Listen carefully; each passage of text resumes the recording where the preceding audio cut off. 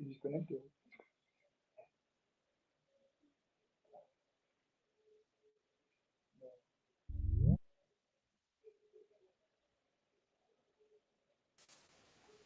Hey guys. Hello, sir. Mhm. I did not notice anybody coming.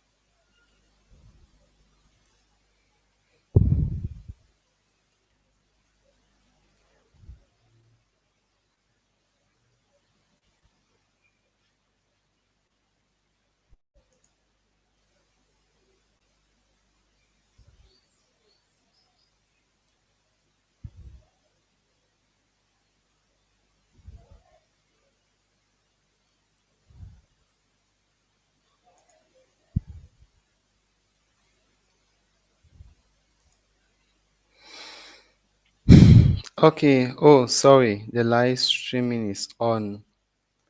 Okay. Wonderful. I was just checking these messages. So we ended somewhere. Wonder where we ended. We're talking about this stuff. Like, what were we talking about?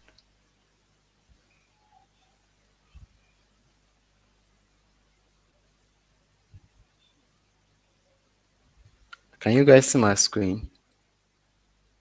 Can somebody shout if they can see my screen? Yeah, we can see On. your screen.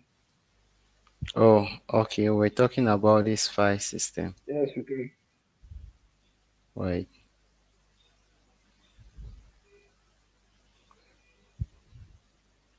Are you guys seeing what I'm seeing? Or you're just seeing my screen? I think you're seeing this one. Okay, this where I was. Yes. And what is the command that we wonderful? This is where we were. So perfect. I mean, this list is showing like this is a list of file systems, right, that are currently supported in my file systems. So these are the regular file systems. I think so. Maybe these are the virtual file systems. All these ones are showing machine like that. Th- These are the virtual file systems, right? Are these all?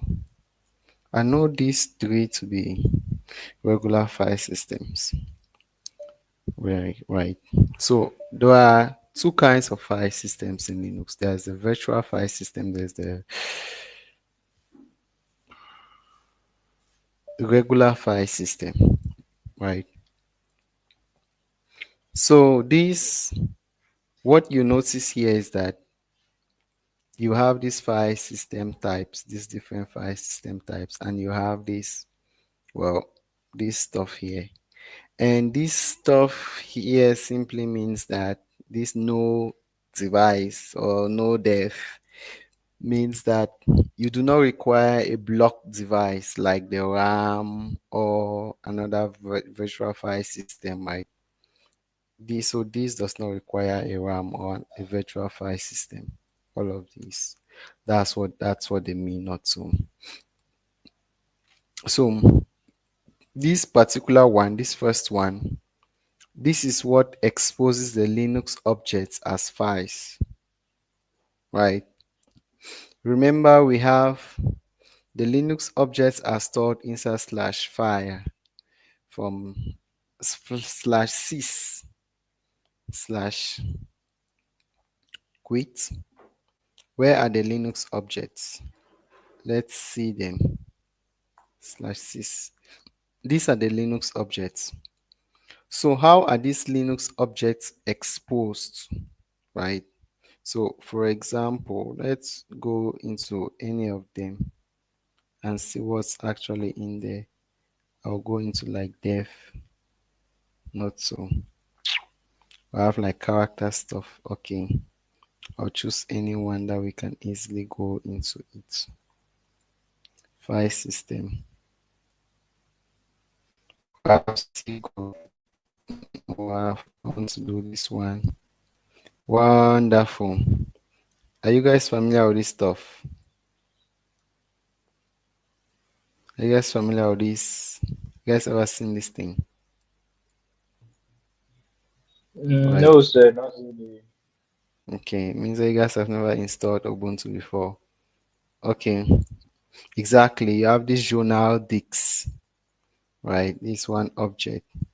La la la la la la la la la la la la la la la. All of those stuff, right? You have this stuff there. So these are the kernel. These are kernel objects. All these files that you're seeing, they contain kernel objects. In fact, everything that you find in here contains kernel object. Now, how are these kernel objects exposed? Not so. Remember, how they are exposed. So they are exposed using this one that we have here. This this file system. This is a file system that's responsible for exposing the kernel file system. We have another kind of objects here. So we have the RAM-based temporal file system. Not so. So the RAM-based temporal file systems are used in things like slash run, right? Let's see what's in there. Wonderful. So you see slash run, you have good. This is a good one. Okay, estimate. So it's also putting stuff there, right? You have Snapz, which I hate with all my life. And then you have this good guy here. And you have our guy, my favorite guy. No, not my favorite. And they have container Z, of course. You have all these things that are being here that are helping to they are helping to do stuff on your PC. So how are they exposed? Well, all like I said, everything in Linux is a file, and if you want to do anything, you need to expose a file or use a file that is exposed, right? So you have this guy right here, this temp file system that is the RAM based stuff, the RAM based file system. And this one is a block device, not so. This is a block device layer. And this is the process information pseudo file system. So, guys, all this information that I'm sharing with you, I read them from a resource that I already shared. So, I don't know if Loni shared that with you people, but I shared it with her, the book, and you can dive deep in there to know exactly. Okay, light is back, it seems so. You can dive in there to know exactly what this stuff are about, right? It's not like a lot of rocket science. And we could go ahead to talk about all of these other file system, but it takes us a while. The ones that I want us to pay attention to, it's this one, the X3, right? So this is the journaling file system, and it's the older journaling file system, right? No, I'm not. I'll refrain from talking about journaling, but it's a thing in Linux, right? And it concerns the kernel. And this one is a non-journal file system, right? Literally, this is the modern journal file system, right? This is a default file system that is mostly used right now. So, what is helping you la la la la see all the stuff that are in Yep. This is really all of the file system. Everything as is. So all of this is based on this one. Um, this one, right? And these ones, you can see that we have this other one, the squash file system, right?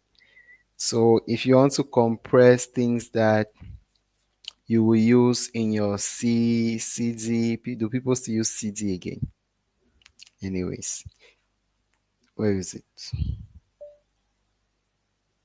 Where is it? Oh, this is it. This is what I'm talking about.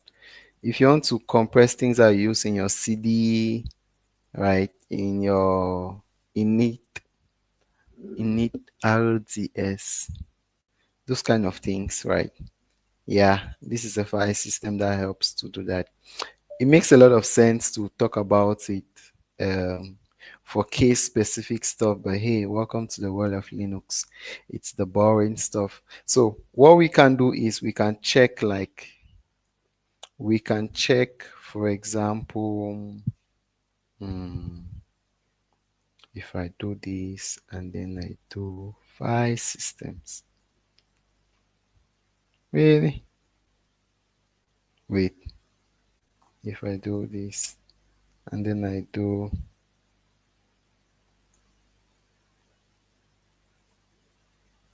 okay.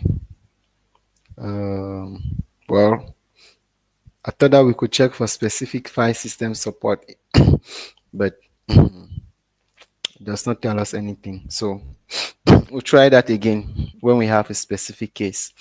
So that's that about file system. It's also the job of the Linux of the kernel to manage to provide these block character devices and the abstract to provide the file system layer, right? The kernel is doing that. And this is one of the first thing that happens after the kernel initialization process starts. Not so.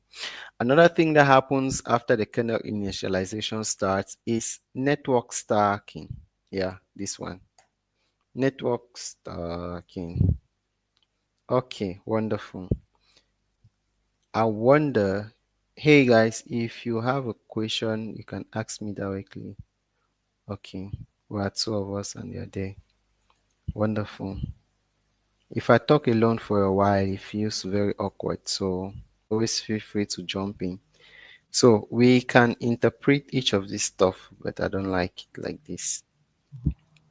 Okay. So what happens is that the kernel keeps count of every network interface. So there's something in the hardware called the network interface card, NIC, the network interface card. So everything that concerns that network interface, the kernel keeps count of it, right? So it keeps counters of those things. So the data comes from the kernel networking system, right? Subsystem. There's a kernel networking subsystem that is there, and it displays like all the network interfaces of your system. So if you want to go into the network, the kernel's network subsystem, how do you do? So you simply type IP link show. This command will go into your network, your kernel network subsystem, and then display all of this information that it will find from it. So we can talk about this information one after the other because they are in form of counts, right? The first one is LO, which means loop back, loop up, loop down, loop up, lower up, la la la la la la la la la la la la la la, shows all of this. So do any of you know what localhost is? Who knows what localhost is?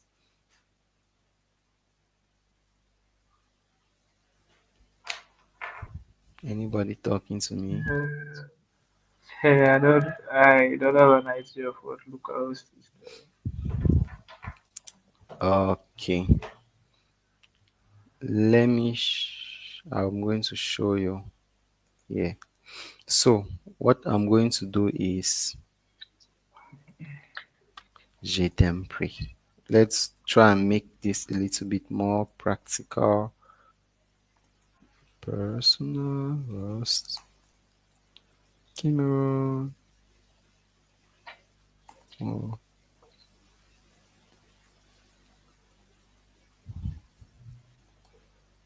uh-huh. Okay, wonderful. We have Docker, la la la la la la la la la la la. Docker compose up. Okay. First, I'm going to come into .env and I'm going to read what's there. Wonderful. Perfect. Okay. This is what we are going to do. We're going to do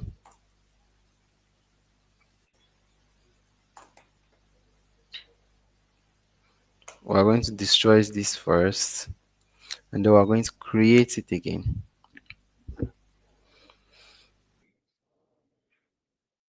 Okay, sir. Okay, sir.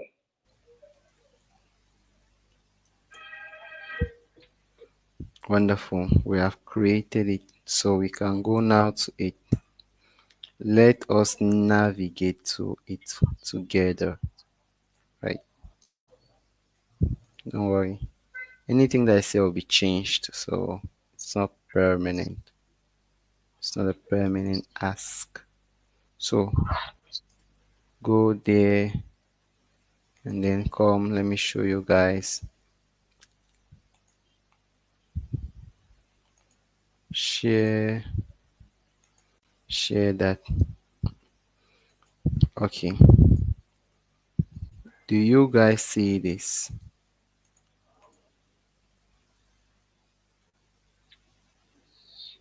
Yes, sir, we can see your screen. Okay. I'll need to get the password.